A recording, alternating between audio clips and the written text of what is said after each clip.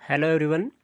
तो आज हम बात करेंगे क्लास 11th के मैथमेटिक्स की question number 2 of exercise number 1.4।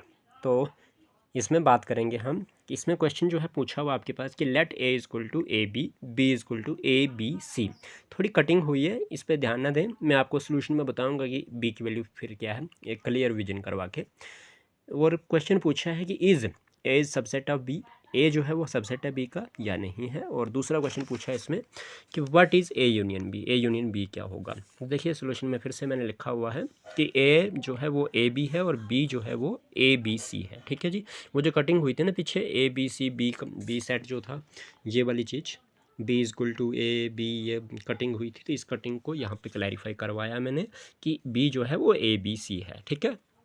अब तो इसने बोला कि जो ए है वो बी का सबसेट है कि नहीं है। तो यस है। देखिए ए बी है ना, ए आपके पास, और बी में ए बी सी है। तो it means A B C में से सब इसका पार्ट हुआ ना ए बी। तो इसलिए आप कह सकते हो कि yes A is subset of B.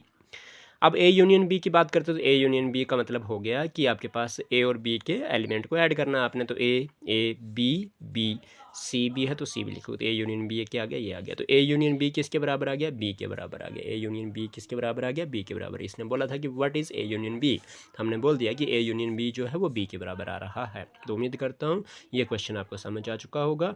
बहुत ही अच्छा क्वेश्चन है कि इसमें एक ही बात बताई थी इसने कि लेट करवाना था आपको। क्या लेट करना था आपको, ए को जो है वो ए बी है, बी जो है आपका ए बी सी है, और बताना है कि ए जो है वो सबसेट है बी का कि नहीं है। अगर है तो आपने ये बताना है कि ए यूनियन बी क्या होगा। तो हमने बता दिया कि अगर ए जो है ए बी है और बी आपके पास ए बी सी है तो यस आप कह सकते हैं कि ए जो है सबसेट है बी का। ठीक है। कैसे, क्योंकि आपके पास जो बी है, बी में ए बी सी है और ए में ए बी है। तो ए बी हुआ ना आपके पास, ए जो ए बी है, जो ए के एलिमेंट है वो बी में भी पाए जा रहे हैं। तो इसलिए A is the subset of B.